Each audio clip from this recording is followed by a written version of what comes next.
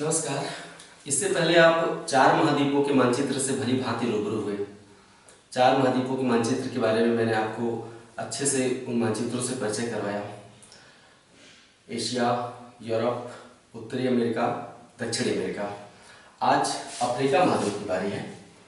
मैं आपको अफ्रीका महाद्वीप के मानचित्र से और कुछ विशेषताओं से भली भांति आज परिचित करवाऊंगा।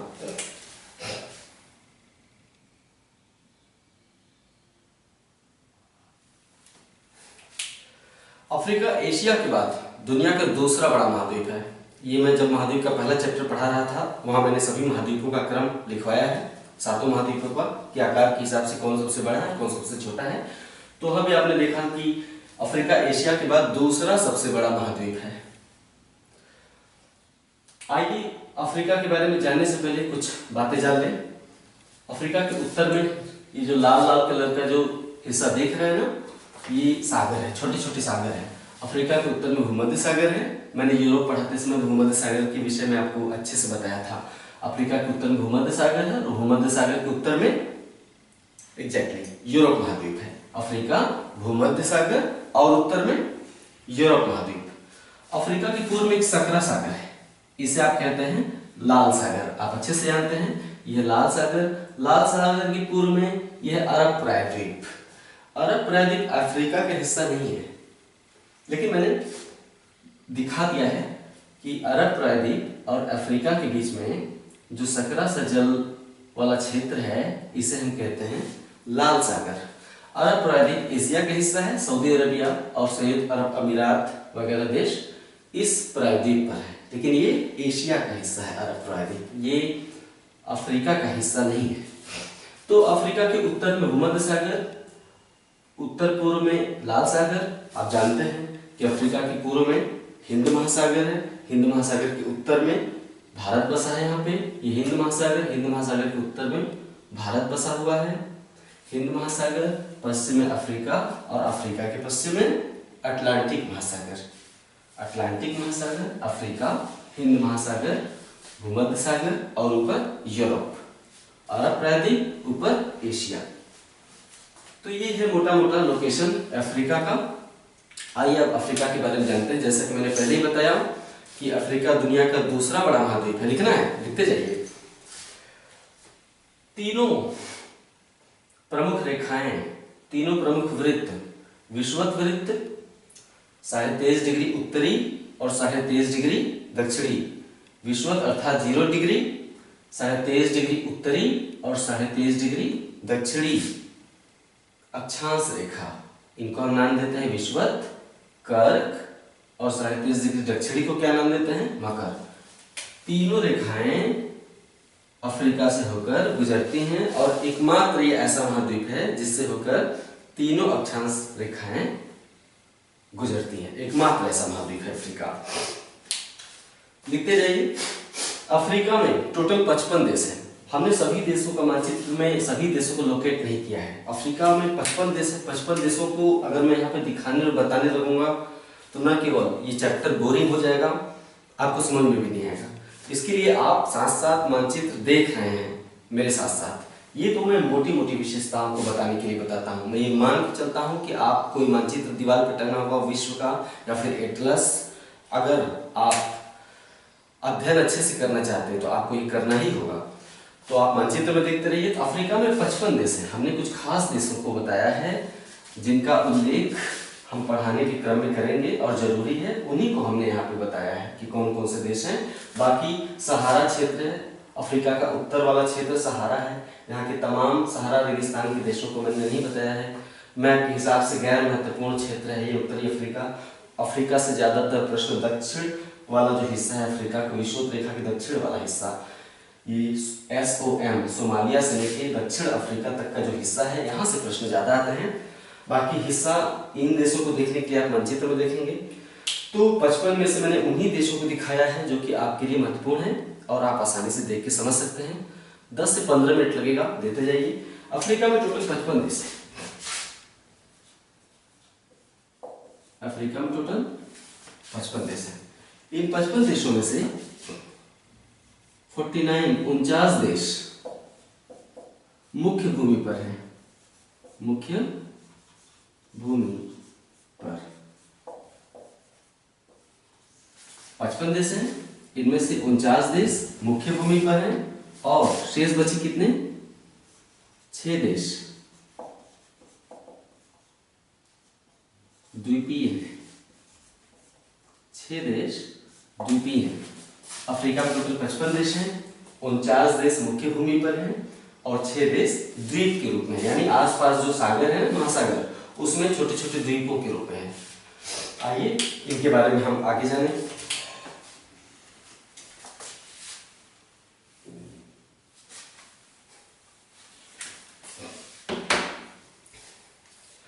अफ्रीका के 55 देशों में सबसे बड़ा देश कौन सा दिखाई दे रहा है आपको?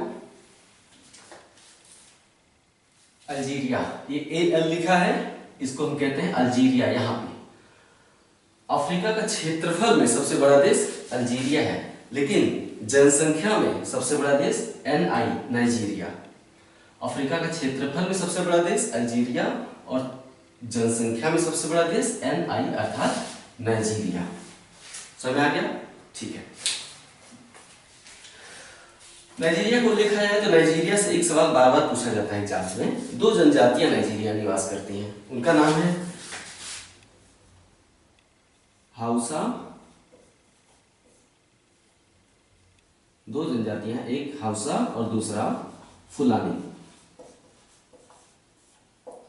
नाइजीरिया में 2 प्रमुख जनजातियां निवास करती हैं। हाउसा कृषक है, ये खेती करते हैं। हाउसा जो जनजाति है वो कृषक जनजाति है, ये खेती करती है। हाउस मैंने लिख दिया है हाउसा। और फुलानी जो है ये पशुपालक होते हैं। नाइजीरिया में 2 जनजातियां निवास करती हैं, एक हाउसा और दूसरा नाइजीरिया। अफ्रीका का सबसे ज्यादा जनसंख्या वाला देश है नाइजीरिया। इसमें 2 प्रमुख जनजातियां निवास करती है, एक हाउसा और दूसरा फुलानी। हाउसा कृषक है और फुलानी पशु पालते हैं। ठीक है। अफ्रीका का सबसे छोटा देश सेशल्स है। हिंद महासागर में देख रहे हैं, ये हिंद महासागर में ये तंजानिया है। TN अर्थात तंजानिया। आप अपने एटलस में भी मानचित्र में देखिए, तंजानिया के पूरब में आते जाइए तो हिंद महासागर में छोटा सा देश है, सेशल्स लिखा हुआ है। ये अफ्रीका का सबसे छोटा देश है सेशल्स। क्षेत्रफल में सबसे बड़ा देश, क्षेत्रफल में अल्जीरिया, सबसे छोटा देश सेशल्स। किस सागर में है? महासागर में, हिंद महासागर में। अक्सर द्वीपों को सागर या महासागर से सुमेलित करने के लिए भी एग्जाम में सवाल आते हैं। तो मैं यहाँ मानचित्र पढ़ाते समय जो भी चीज बोलूँ वो सब कुछ आपके लिए बहुत ही काम का है और सब कुछ पूछा हुआ है। तो सेशल्स अफ्रीका का सबसे छोटा देश है, हिंद महासागर में। अफ्रीका के जो 6 द्वीपीय देश मैंने बताया कि अफ्रीका में 55 देश है, 49 मुख्य भूमि पर 49 और 6 द्वीपीय देश है, द्वीप के रूप में है।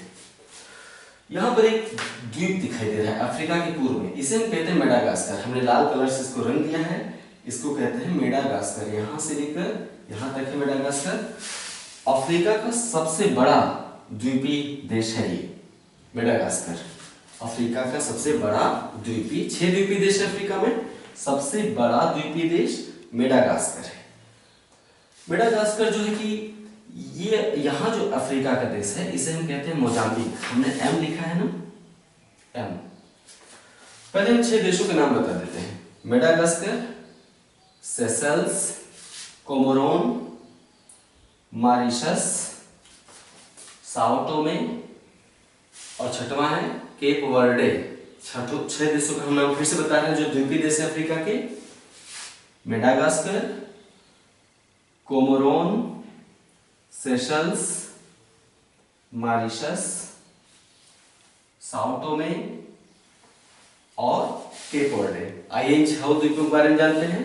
सबसे बड़ा द्वीपीय देश मेडागास्कर है। मेडागास्कर मोजाम्बिक से अलग होता है। ये मोजाम्बिक अफ्रीका का देश, हमने M लिखा है।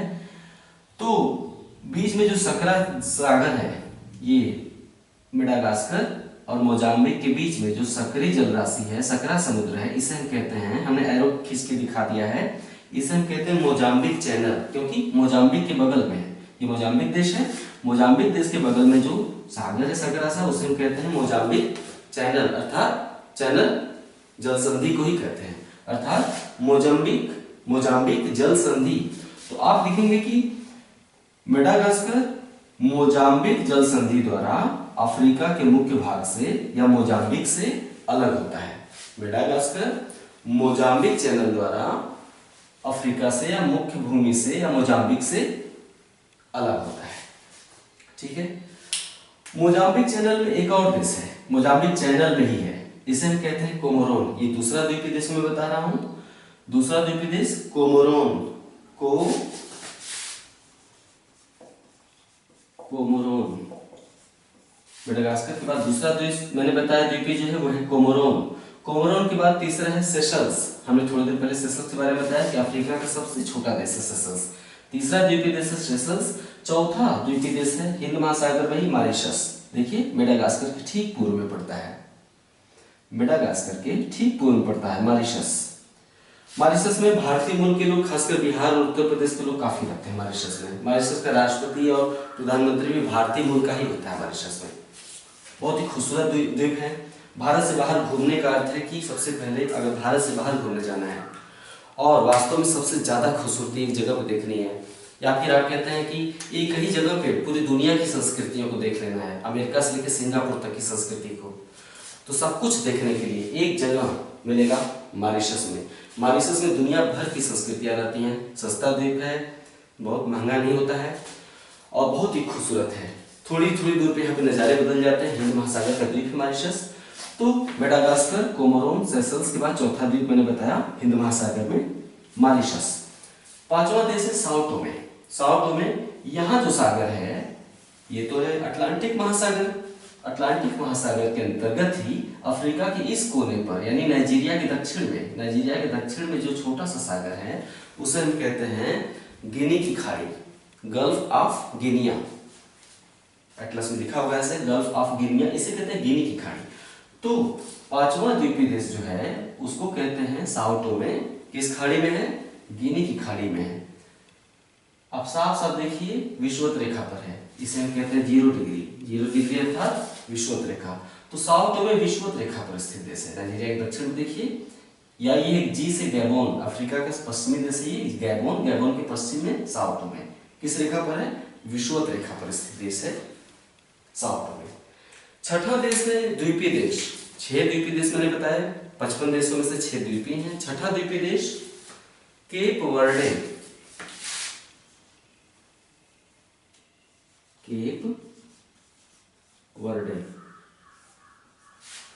केप वर्डे आप एटलस या मानचित्र में देखकर खुद बताइएगा कि अफ्रीका की किस मुख्य भूमि पर, किस देश के बगल में सागर, कौन से सागर में केप वर्डे है। आप केप वर्डे द्वीप को एटलस में ढूंढिए, छठा द्वीपीय देश, खुद मुझे बताइए। साथ में आपको भी मेहनत करना पड़ेगा और करेंगे तो मुझे जवाब देंगे तो बेहतर लगेगा, मुझे इससे प्रोत्साहन मिलता है। तो आप केप वर्डे को ढूंढकर बताइएगा कि अफ्रीका के पास कौन सा द्वीपीय देश है, केप वर्डे कहां पे लोकेटेड है। ओके, आगे देखते हैं। अफ्रीका का एटलस में हमेशा ऊपर क्या होता है? उत्तर होता है, नीचे क्या होता है? दक्षिण, पीछे क्या होता है? पश्चिम, और इधर पूरब। पूरब, पश्चिम, उत्तर, दक्षिण। तो अफ्रीका का जो उत्तर पूर्वी सिरा है, उत्तर और पूर्वी ये सिरा, ये तो अरब प्रायद्वीप एशिया में आता है। अफ्रीका का उत्तर पूर्वी सिरा ये त्रिभुज जैसा है, आप देख रहे हैं, इसे कहते हैं उत्तर पूर्वी अफ्रीका। अफ्रीका के उत्तर पूर्वी सिरे को हॉर्न ऑफ अफ्रीका कहते हैं। अफ्रीका का जो उत्तर, हम सेशल्स यहाँ पर मिटा दे रहे हैं सुविधा के लिए। अफ्रीका के उत्तर पूर्वी सिरे को क्या कहते हैं? Horn of Africa. Horn of Africa के अंतर्गत 3 देश हैं, इन्हें ध्यान से देखिएगा। सबसे बाहरी हिस्से में सोमालिया है, पीछे है इथोपिया, सोमालिया के पीछे इथोपिया, इथियोपिया कहते हैं, इथियोपिया, सोमालिया, इथियोपिया। एक यहाँ छोटा सा देश है, आपको वहां से कैमरे से शायद दिखता नहीं, तो हमने उसे लाल कलर से पेंट कर दिया है। ये छोटा सा देश, इसे हम कहते हैं जिबूती, सोमालिया। दूसरा इथियोपिया, तीसरा जिबूती, सोमालिया, इथोपिया और छोटा सा देश है जिबूती, लाल सागर के बगल में देखिए। इन तीनों देशों को सम्मिलित रूप से हम क्या कहते हैं, हॉर्न ऑफ अफ्रीका, अर्थात अफ्रीका के उत्तर पूर्वी सिरे को हॉर्न ऑफ अफ्रीका कहते हैं। हॉर्न ऑफ अफ्रीका के अंतर्गत कितने देश आते हैं, 3, सोमालिया, इथियोपिया और जिबूती, 3 देश आते हैं हॉर्न ऑफ अफ्रीका के अंतर्गत। क्वेश्चन पूछा जाएगा कि हॉर्न ऑफ अफ्रीका कैसा क्षेत्र है। पहला ऑप्शन औद्योगिक क्षेत्र है, दूसरा सघन खेती का क्षेत्र है, तीसरा पशुपालन का क्षेत्र है, चौथा मछली पालन का क्षेत्र है, या जो भी।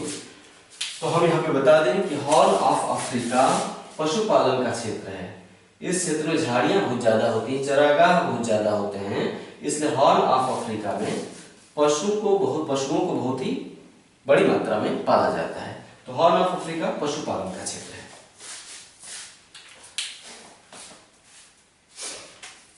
विषुवत रेखा अफ्रीका के 7 देशों से होकर गुजरता है। विषुवत रेखा अफ्रीका के 7 देशों से होकर गुजरता है। पश्चिम से पूर्व की ओर हम गिना दें, साओ टोमे, देखिए साओ टोमे एक द्वीपीय देश है अफ्रीका का, 6वां देश जो मैंने बताया, 5वां देश जो मैंने बताया था द्वीपीय देश साओ टोमे। पूर्व में गैबोन, जी लिखा हुआ है ना, गैबोन। गैबोन के पूर्व में कांगो, सी लिखा हुआ है, कांगो। कांगो के पूर्व में लिखा है Republic of Congo, Republic of Congo. Republic of Congo को जायरे भी कहते हैं, क्या, जायरे।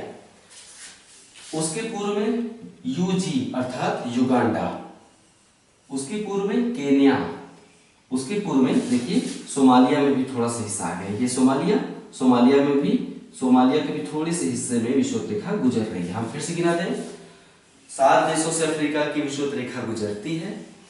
साओ टोमे, गैबोन, नोट करना है, Congo, Republic of Congo, Uganda, Kenya, Somalia, विषुवत रेखा 7 देशों से गुजरती है। कालाहारी मरुस्थल, कालाहारी मरुस्थल अफ्रीका के दक्षिणी हिस्से में पड़ता है। ये मुख्य रूप से 3 देशों में फैला हुआ है। कालाहारी मरुस्थल मुख्य रूप से 3 देशों में फैला हुआ है। आमतौर पे लोग जीके की किताबों में रट लेते हैं कालाहारी मरुस्थल बोत्सवाना, लेकिन वो तो एसएससी का प्रश्न है, पीसीएस में ऐसे नहीं पूछा जाएगा, पूरा विस्तार पूछ लेता है कि कौन से देशों में है। तो कालाहारी मरुस्थल का विस्तार 3 देशों में है। ये है आपका नामीबिया, NA अर्थात नामीबिया, BOT अर्थात Botswana, south Africa, Namibia, Botswana, south Africa. देखिए ये लाल कलर का क्षेत्र है ना, ये है कालाहारी मरुस्थल। 3 देशों में फैला हुआ, मैंने इसे दिखा दिया है, नामीबिया, बोत्सवाना और साउथ अफ्रीका, दक्षिण अफ्रीका, 3 देशों में फैला हुआ है कालाहारी मरुस्थल। दक्षिण अफ्रीका में के भीतर 2 छोटे देश हैं। दक्षिण अफ्रीका, ये देख रहे हैं, यहां से लेके यहां तक दक्षिण अफ्रीका के भीतर 2 छोटे देश हैं, यानी दक्षिण अफ्रीका से घिरे हुए चारों तरफ से, भूमिबद्ध जिसको हम कहते हैं, लैंडलॉक। तो दक्षिण अफ्रीका में 2 छोटे देश हैं, इसको हम कहते हैं लेसोथो।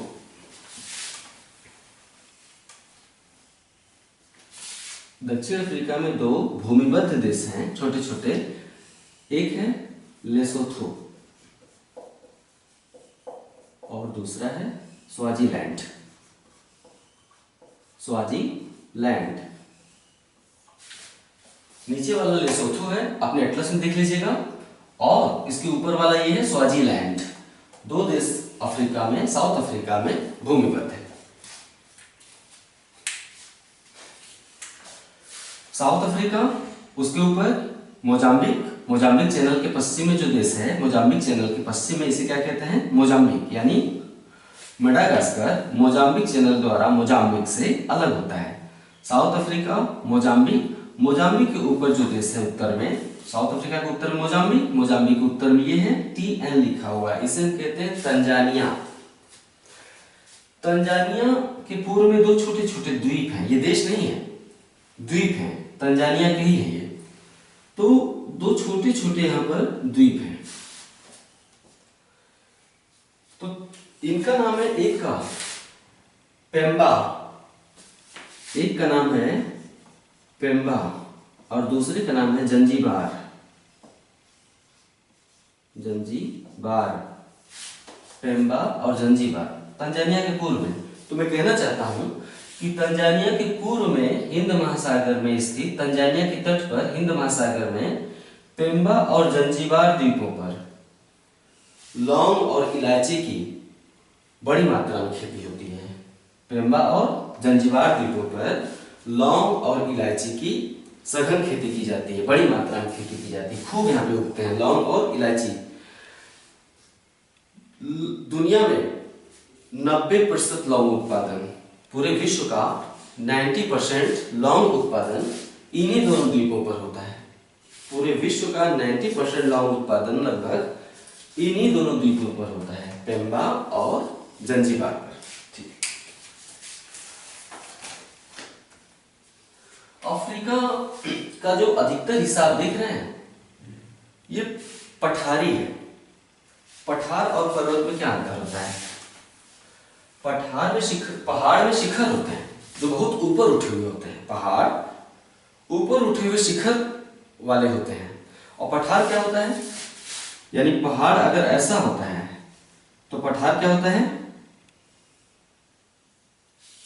पठार ऐसे उठा हुआ होता है, ये देख रहे हैं, इसमें शिखर नहीं होता, ये है पर्वत और ये है पठार, ऐसा होता है पठार। यानी पूरा का पूरा अफ्रीका महाद्वीप जो है पठारी है, ऊपर की ओर उठा हुआ है। कैसे? भारत के दक्षिण भारत में जैसे ही आप मध्य प्रदेश में प्रवेश करते हैं, मिर्जापुर से शुरू हो जाता है, उत्तर प्रदेश का जो इलाहाबाद के बगल में मिर्जापुर है, वहां से पठार शुरू हो जाता है।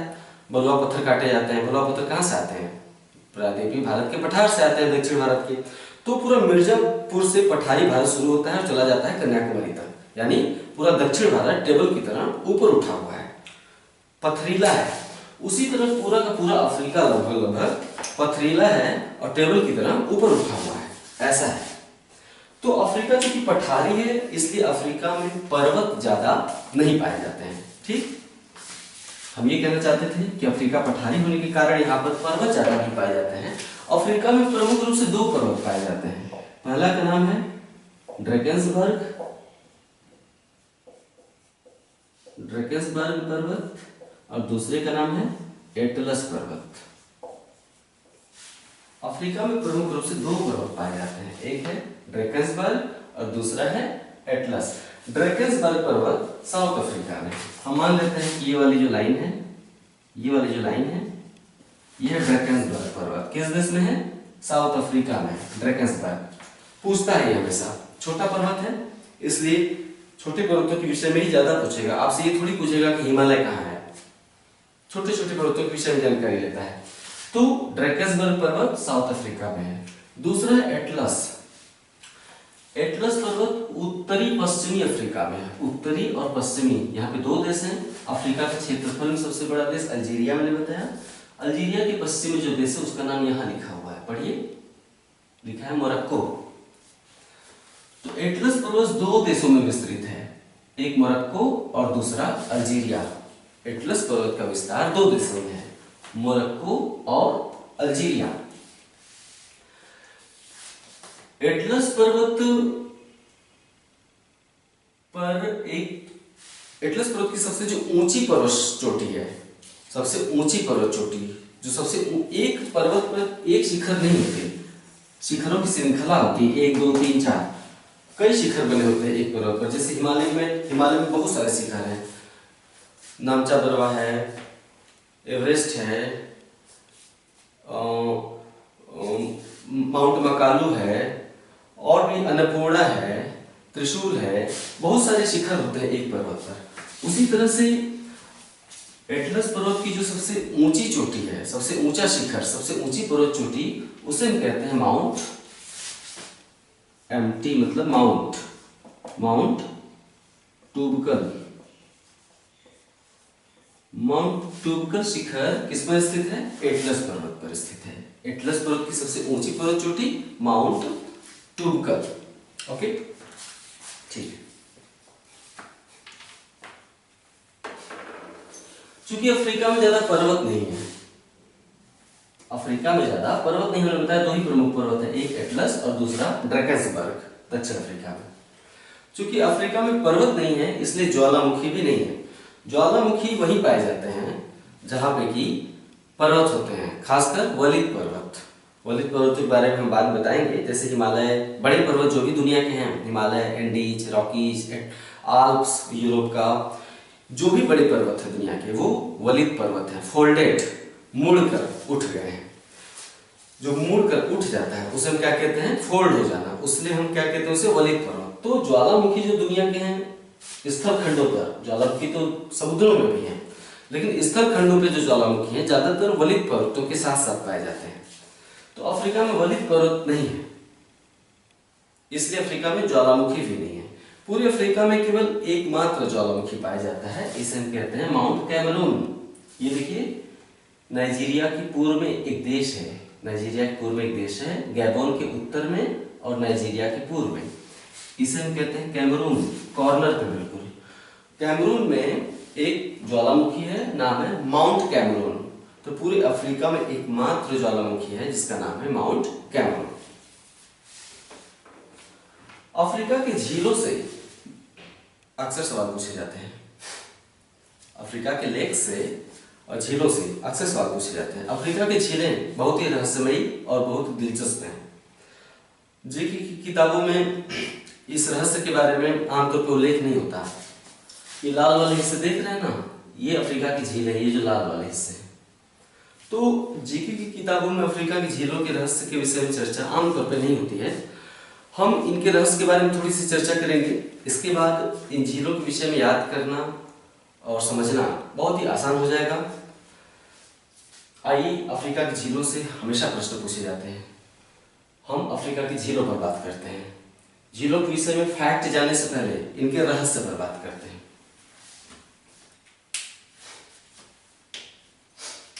ये विक्टोरिया झील है। हम जब विषुवत रेखा 7 देशों से गुजरती है बता रहे थे, तो युगांडा और केन्या के बीच विक्टोरिया झील है। विक्टोरिया झील विषुवत रेखा पर ही स्थित है। अफ्रीका की कौन सी झील विषुवत रेखा पर स्थित है? विक्टोरिया झील। देखिए, विषुवत रेखा पर स्थित है। विक्टोरिया से एक नदी निकलती है, ये देखिए लाल रंग की रेखा दिख रहे हैं, नील नदी कहते हैं, नाइल। नील नदी निकलती है, उत्तर की ओर बहती है और किस सागर में जाती है? भूमध्य सागर में अपना मुहाना बनाती है। नील नदी विक्टोरिया झील से निकलकर उत्तर में यानी सूडान और मिस्र में, यह युगांडा, दक्षिणी सूडान, उत्तरी सूडान, पहले तो सूडान ही था, अब सूडान 2 भागों में बट गया है, नीचे दक्षिणी सूडान, ऊपर उत्तरी सूडान। सूडान और दक्षिणी सूडान, तो 4 देशों से बहता है नील नदी। युगांडा, दक्षिणी सूडान और मिस्र। ये ऊपर वाला हिस्सा देख रहे हैं, इसको हम कहते हैं मिस्र। तो और नील नदी जब मिस्र में प्रवेश करती है तो नील नदी पर मिस्र में भी एक झील है, इसका नाम है नासिर झील। क्या? नासिर झील। यानी विक्टोरिया से जब नील नदी निकलती है मिस्र में पहुंचती है तो वहां पे भी एक झील है, उसको हम कहते हैं नासिर झील। विक्टोरिया के दक्षिण में एक झील है, इसको हम कहते हैं टंगनिका झील। विक्टोरिया के दक्षिण में टंगनिका झील है। टंगनिका के दक्षिण में ये जो झील है इसे हम कहते हैं मलावी। हमने 4 झीलों के बारे में बात की, नासिर, विक्टोरिया, टंगनिका, मलावी। इन झीलों के बारे में फैक्ट्स से मैं आपको, तथ्यों से मैं आपको परिचित कराऊंगा, लेकिन मैं कुछ रोचक बातें पहले बता दूं। आप नील नदी के मुहाने से देखिए, नासिर झील, नील नदी की जो लाइन है, फिर दक्षिण में विक्टोरिया, फिर टंगनिका, फिर मलावी, ये एक ही पंक्ति में नहीं दिखाई दे रही है, एक ही पंक्ति में दिखाई दे रही है। देखिए, एक ही पंक्ति में है ये। अच्छा बताइए, पानी कहां भरता है? गड्ढे में कि ऊंचे वाले स्थल पर? पानी कहां भरता है? गड्ढे वाली जगह पे। जहां गड्ढा होगा, जहां गहरा इलाका होगा, वहां क्या भर जाएगा? पानी। तो वहां क्या बन जाता है? झील। नदी भी कहां बहना पसंद करती है? ऊंचाई वाले स्थल पे या गहरे क्षेत्रों में? नदी भी गहरे क्षेत्रों में बहना पसंद करती है।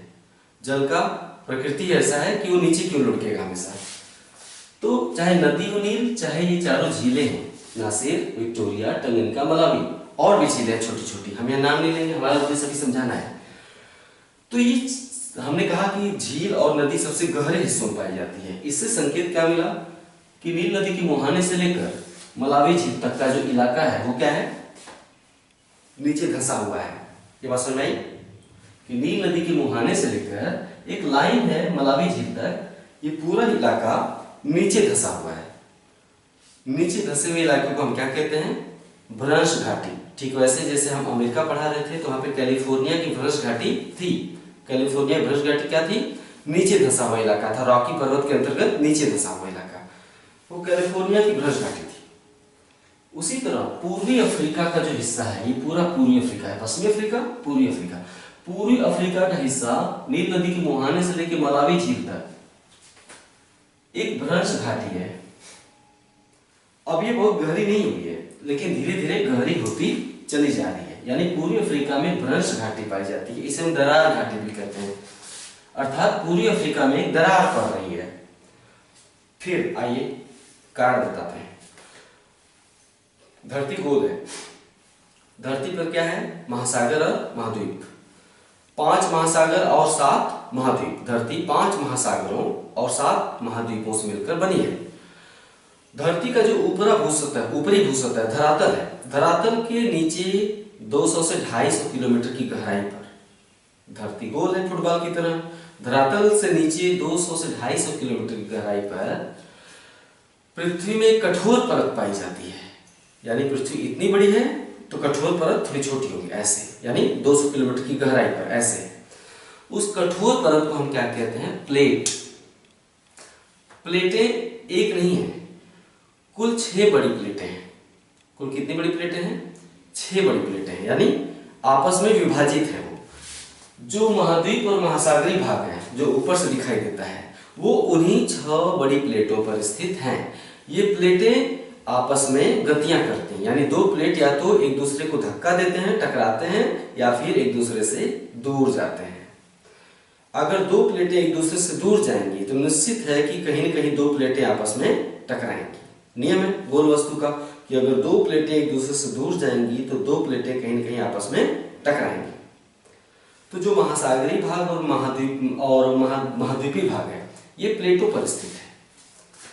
हमने जब उत्तरी अमेरिका पढ़ा रहा था तो हमने बताया कि कैलिफोर्निया और दक्षिण कैलिफोर्निया में भ्रंश घाटी लगातार पीछे की ओर खिसकती चली जा रही है। हमने बताया था कि एक समय ऐसा आएगा कि दक्षिणी कैलिफोर्निया और कैलिफोर्निया राज्य पश्चिम की ओर चला जाएगा, अमेरिका से अलग हो जाएगा, यूएसए से। ऐसा क्यों हो रहा है, क्योंकि धरती के नीचे प्लेटें विपरीत दिशा में जा रही हैं। ठीक उसी प्रकार अफ्रीका के नीचे जो प्लेट है उसे हम कहते हैं अफ्रीकन प्लेट। अफ्रीकन प्लेट में धरती के नीचे यहाँ पर गलन हो रही है, गलन मतलब गल रही है अफ्रीकन प्लेट। यहाँ पर अफ्रीकन प्लेट गल रही है। कोई भी प्लेट पहले गलना शुरू करती है, गलने के बाद जब वो गल जाती है तो फिर टूट जाती है। पहले गलेगी फिर टूट जाएगी। तो यहाँ पर अफ्रीकन प्लेट गल रही है, इसलिए ये वाला धरातल धंस रहा है अर्थात गड्ढा हो रहा है। इस गड्ढे में नील नदी, नासिर झील, विक्टोरिया झील, टंगनिका लेक, मलावी झील लाइन से बने हुए हैं। एक समय आएगा तो गल रही है, गलने के साथ साथ ही फैलाव भी शुरू हो चुका है। गलने के साथ साथ भी अफ्रीकन प्लेट के पूर्वी हिस्से में फैलाव भी शुरू हो चुका है, अर्थात एक दूसरे से अब दूर हटने वाले हैं। जैसे जैसे ये दूर होता जा रहा है अफ्रीका की भ्रंश घाटी भी लगातार चौड़ी होती जा रही है। ये रोचक बात है, यहाँ पर जो भ्रंश घाटी है वो लगातार फैलती चली जा रही है। यानी नील नदी की चौड़ाई भी, अगर घाटी चौड़ी हो रही है नील नदी की चौड़ाई भी बढ़ती जाएगी। विक्टोरिया झील, टंगनिका झील, मलावी झील, इनकी चौड़ाई भी धीरे धीरे बढ़ती जाएगी। एक समय आएगा कि प्लेट पूरी तरह से टूट जाएगी। अफ्रीकन महाद्वीप के नीचे जो अफ्रीकन प्लेट है वो पूरी तरह से टूट जाएगी, पूरी तरह से ऐसे टूटकर दूर हटने लगेगी। दूर हटने की जो दर होती है प्लेटों की वो साल भर में 1 या 2 सेंटीमीटर होती है। कितना? 2 या 3 सेंटीमीटर एक साल में। बहुत स्लो होती प्रक्रिया है, ये लाखों साल में घटित होता है, करोड़ों साल में। तो लाखों या करोड़ों साल बाद का नजारा क्या होगा?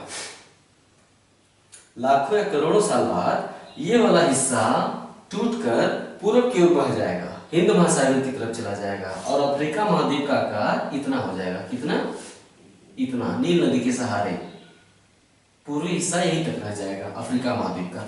तो ये वाला हिस्सा टूटकर पूरब की ओर प्रवाहित हो जाएगा। ठीक उसी प्रकार जैसे लाल सागर का निर्माण भी इसी प्रकार हुआ है। अरब प्रायद्वीप देख रहे हैं, पहले ही अफ्रीका से लगा हुआ था, यानी अरब प्रायद्वीप लगातार उत्तर की ओर खिसक रहा है। अरब प्रायद्वीप के उत्तर की ओर खिसकने से क्या बन गया? लाल सागर। तो आने वाले समय में नील नदी और मलावी झील तक का जो दरार घाटी है, भ्रंश घाटी है, यहाँ पर समुद्र बन जाएगा।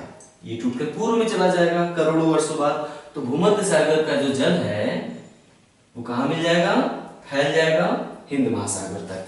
नील नदी, विक्टोरिया झील, टंगनिका झील, मलावी झील होते हुए भूमध्य सागर का जल चलाएगा मेडागास्कर तक, यानी लाल सागर की तरह एक यहाँ भी सकरा सा सागर बन जाएगा। इसी प्रक्रिया से लाल सागर का भी निर्माण हुआ है। मेडागास्कर भी आप ध्यान से देखेंगे तो पहले मोजाम्बिक से सटा हुआ था। आप मेडागास्कर का जो पश्चिमी हिस्सा है उसको चाहे तो इसमें जोड़ सकते हैं, जैसे एक ही वस्तु के दो टुकड़े करके आपस में जोड़ सकते हैं कि नहीं, उसी प्रकार आप मानचित्र में मेडागास्कर को अपने एटलस में ध्यान से देखिए, क्योंकि हम हो सकता है उतना सटीक न बनाए हों। मानचित्र में आप देखेंगे तो आप समझ जाएंगे कि मेडागास्कर को ले जाके फिर से जोड़ा जा सकता है, फिट हो जाएगा उसमें बिल्कुल। तो मेडागास्कर भी टूटकर अलग हुआ है, तो बीच में क्या बन गया? Mozambique channel. ये टूट रहा है धीरे धीरे, इसलिए नील नदी की घाटी भी धीरे धीरे चौड़ी हो रही है। एक समय आएगा कि यहाँ पे समुद्र बन जाएगा। अब आप समझे, महाद्वीप और महासागर भाग स्थिर नहीं है, लगातार एक दूसरे से टूटते और जुड़ते रहते हैं। आपने ये भी पढ़ा होगा कि धरती पर एक समय बहुत कार्बोनिफेरस युग के पहले, कार्बोनिफेरस एक युग था अतीत काल का, उसमें एक विशाल महाद्वीप होता था, एक ही महाद्वीप होता था, उसको हम कहते थे पैंजिया। एक विशाल महाद्वीप था पैंजिया, और विशाल महाद्वीप के चारों ओर एक विशाल महासागर था, उसे हम कहते थे पैंथालासा। पैंजिया में विखंडन हुआ और आज कितने द्वीपों के रूप में, महाद्वीपों के रूप में 7 महाद्वीपों में बट गया। महाद्वीप भी आपस में धीरे धीरे टूट रहे हैं। देखिए मोजाम्बिक, मेडागास्कर टूट गया, पूर्वी अफ्रीका टूटने वाला है। यूएसए जब मैंने पढ़ा रहा था तो मैंने बताया था कि यूएसए का पश्चिमी हिस्सा, यूएसए वाले चैप्टर में देखिएगा, यूएसए का पश्चिमी हिस्सा जो कैलिफोर्निया राज्य है वो अलग हो जाएगा और कैलिफोर्निया की खाड़ी उत्तर तक फैल जाएगी। इसी तरह मैंने बताया, इसी तरह हिमालय भी लगातार उत्तर की ओर जा रहा है। भारत को आप देखेंगे, भारत लगातार ऊपर की ओर उठ रहा है मानचित्र में। भारत मानचित्र के हिसाब से देखिए तो भारत भी लगातार उत्तर की ओर प्रवाहित हो रहा है, ऊपर उत्तर होता है। तो भारत भी चाइना की तरफ धीरे धीरे खिसकता जा रहा है। दर क्या है? एक साल में 1 या 2 सेंटीमीटर। भारत खिसक रहा है तो पहले कहाँ था? जो दक्षिण भारत का हिस्सा यहाँ पे है, जो दक्षिण भारत का हिस्सा आप यहाँ पे देखते हैं, ये भारत पहले कहाँ था? अफ्रीका से सटा हुआ था। भारत अफ्रीका से ही टूटकर उधर गया है, यानी ये वाला हिस्सा जो है, ये वाला कॉर्नर आप देख रहे हैं, ये वाला कॉर्नर, यानी ये वाला कॉर्नर लाके आप हॉर्न ऑफ अफ्रीका से जोड़ सकते हैं, जुड़ जाएगा, फैल के उधर चला गया है। इसी तरह से पहले पैंजिया से खंडन हुआ, महाद्वीप बने, और महाद्वीप भी आपस में धीरे धीरे टूट रहे हैं। बात सुनने में खतरनाक है, लेकिन आपको नजर नहीं आएगी, क्योंकि ये प्रक्रिया करोड़ों वर्षों में घटित होगी, पता नहीं तब तक हमारा क्या होगा, इसका भरोसा नहीं है। तो ये हो गया अफ्रीका की झीलों का रहस्य। अब झीलों के बारे में फैक्ट, अफ्रीका की झीलों के विषय में जो फैक्ट है, इनकी सीमाएं, कौन बड़ा है कौन छोटा है, किन किन देशों से घिरा है, और क्या विशेषता है, खारा है कि ताजे पानी की झील है, क्या है, अफ्रीका की नदियों की विशेषताएं, और अफ्रीका के कुछ खनिज क्षेत्र, इन पर, और अफ्रीका की जलवायु और वनस्पतियां जो महत्वपूर्ण है, जैसे कि दक्षिण अमेरिका हमने पढ़ाया था, अलग अलग जलवायु क्षेत्र, वैसी वनस्पतियां, कैसी वर्षा, कैसा सूखा, कैसा मरुस्थल, ये सारा कुछ हम अगले वीडियो में बताएंगे, अफ्रीका पार्ट 2 में। इसलिए इंतजार करिए। नमस्कार।